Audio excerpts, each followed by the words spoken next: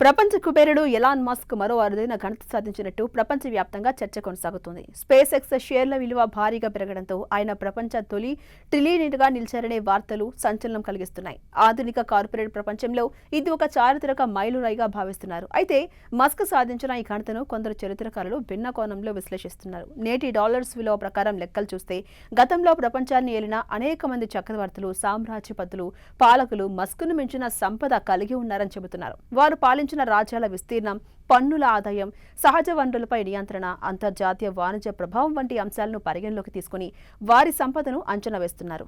Russia మహారాణి Catherine the Great, Roman చక్రవర్తి Augustus, Soviet నాయకుడు జోసెఫ్ స్టాలిన్, చైనా సామ్రాజ్ఞ వు జెటియన్, మొఘల్ చక్రవర్తి అక్బర్, మాలి సామ్రాజ్యపతి మాన్సా మూసా వంటి పాలకులు ట్రిలియన్ల డాలర్స్ విలువైన సంపదను నియంత్రించినట్టుగా చరిత్రకారులు పేర్కొంటున్నారు. వీరి సంపద కేవలం వ్యక్తిగత ఆస్తులతో మాత్రమే కాకుండా వారి అధీనంలో ఉన్న ఆర్థిక వ్యవస్థల పరిమాణాన్ని కూడా ప్రతిబింబిస్తుంది. ఈ జాబితాలో ప్రత్యేకంగా నిలిచేది చంగీజ్ ఖాన్.